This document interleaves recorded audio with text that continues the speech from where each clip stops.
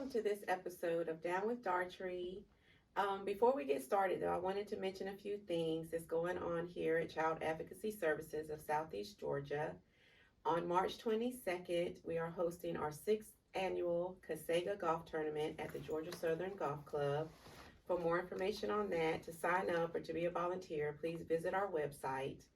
And we also have a new volunteer training that will be in Guyton this time around, and also look for more information on that, as we'd love to have you come on and be a CASA volunteer. So today I have the pleasure of interviewing Ms. Daphne Jackson, who is a member of our board here at Child Advocacy Services. Welcome, Ms. Daphne. Thank you so much for having me, Ida. Thank you for being here and giving me an opportunity to shed some light on you and the work that you do for our organization. But before we get into that, we have to let the viewers know a little bit of our backstory, Ms. Daphne. If you like. So as I was reflecting, I believe we met about 20 years ago. 20 years ago. Yeah, like it's hard to believe since I'm barely over 20. Of course, right? Right. That makes no sense whatsoever. Right. We did. We met on the campus of Armstrong. We did. And we had some great interactions. We bonded through some different obstacles that came in both our ways. Absolutely. And we continued our friendship on. Here we are, sitting in each other's presence 20-something years later. Yes. Now, one of those activities I remember was aerobics. Aerobics, yes. Oh, in my younger, more fit days. Me as well. Yes. We might need to get back into that. We definitely need to get back into that. Yes, I was an aerobics instructor at one of the housing areas on campus, and you came to my class, and we had fun. We did. We needed, and my favorite song was Outkast, Bombs Over Baghdad. Yeah, absolutely. Ooh, you can tell me I wasn't working out. Oh my God. Yeah. So I'm glad you remember that. Yeah, I do. It's one of our fond memories. So when I left here, because everyone knows I left CASA in 2018, and when I left, you weren't a board member, but when I came back, you were. So when did you become a board member here? I'm gonna be honest with you. I don't exactly remember the date. I saw that question. I don't remember the date, but I'm gonna say it's probably been about maybe it's like 2021, maybe. Okay. So I think this is maybe my third year. Right. But yeah. So prior to being a board member here, when I lived in Hinesville, many moons ago it feels, but I was trained as a CASA advocate. I got trained, and so it was a big deal to me because I didn't know anything about it until I was introduced to it there, and started going to court and learning all the procedures, and I was in love with it because what it stands for, right? Being a voice for the children. Yes. And so when I was asked by the board president to join, it wasn't even a second thought. I wanted to join, and I'm glad I am. Well, we are so grateful and thankful to have you on our board. Thank you. And you just add to, a lot of times our board members are former volunteers. Right. And just have met our organization that way. And I just feel like you just better serve because you know exactly what that calling is. Right. And that's probably with anything. You can serve better when you know the vision and the mission of whatever it is you're a part of, right? Yeah. So that just helped me to want to be a part. Yeah. Like I said, we're so grateful and thankful. So on our board, have you had opportunity to chair or on any committees? I have not chaired any committees, and that's because my schedule's a little tight. Right. But I am on, I'm on the committees, and I'm serving in whatever capacity that I'm needed. Like, that's the thing I think I was brought on to be a part of CASA because I'm for the people. Right. And whatever I can do to help, especially those who may be less unfortunate, in this situation, less fortunate because of whatever abuses may be taking place. I want to be able to help. So I haven't served on any, I haven't served as a chair, but I'm on, different committees to be able to help to, serve the mission of CASA. Right. Yep. Well, we are thankful for any way you serve, because it's you have so many different schedules, and to fit us in, it's a lot. Yeah. Life be life. Life be life, and a lot. Yeah, for everybody. So we got to help each other through it. Exactly. So, being a board member, what do you think are the characteristics of a great board member? That's a great question. Um, I think that in order to be a great board member, you have to be, you definitely have to be available. Yeah, that's That's yeah. important. You have to have availability. And while my schedule is tight, I find it to be necessary to put the CASA meetings on my schedule. Right. So the availability is important. There's no need to say, some people like to, say they're on the board just because their name is on the board. You know what I'm saying? And, they're not really attending any meetings or know what's going on. And that's not the person that I serve to be, right? So I think you need to have availability. You definitely need to be accessible. With availability becomes being accessible. So if something comes up, you can step in and help out wherever. That's not gonna always be the case, but in most cases. And then you definitely need to be a person of purpose, because you don't need to be on the board if you're not about the purpose of the organization. That's pointless, right? That's right. Yeah. So those are some things I think are important to be on the board. Well, I think we lucked up when we got you, for Aww. sure. I think you check all those criteria. Thank you. I appreciate that. You're so welcome. So, and still focusing on that, what is your favorite thing about serving on CASIGA's board? Actually, I enjoy serving on the board because I feel that everyone that's a part of this board has the CASA mission in their heart.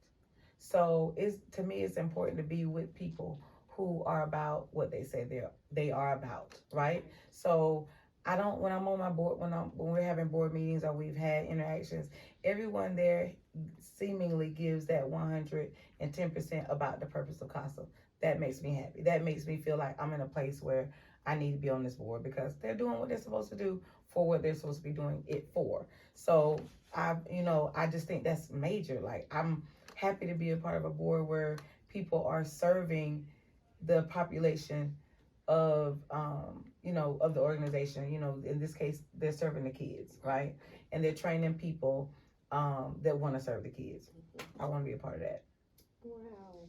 And then, and I can say that we definitely feel supported by our board. Mm-hmm. You guys definitely are there. You show up, and I'm grateful for each and every one of you guys. And I know you are an asset as well, because you wouldn't be back. That's right. Exactly. I love CASA. Mm-hmm. We love CASA. Yes, my family definitely knows I love CASA. My daughter tells me that all the time.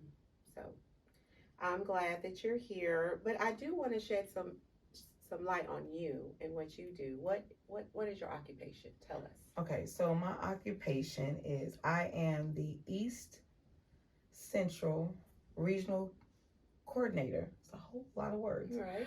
For Great Promise Partnership. And Great Promise Partnership is a part of work-based learning in the school system for the state of Georgia.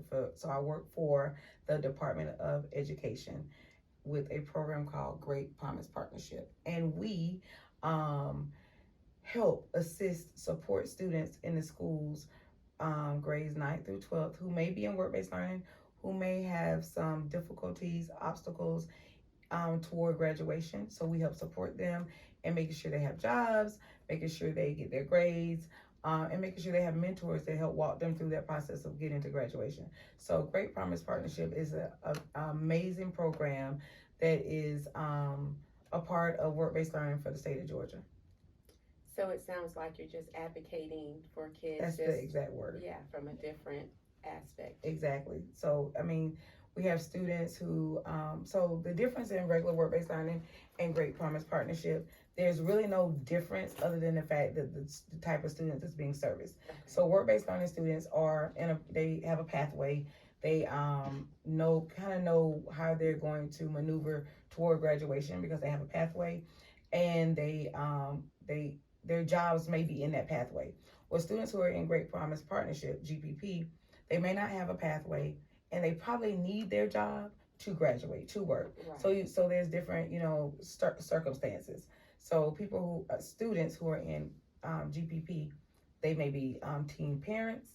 They may be in a single parent home where the parent, depends on their income Right. to survive. Yeah. So we give them the opportunity to be in work-based learning and not be held to the same standard as a regular work-based learning student because they need that extra support.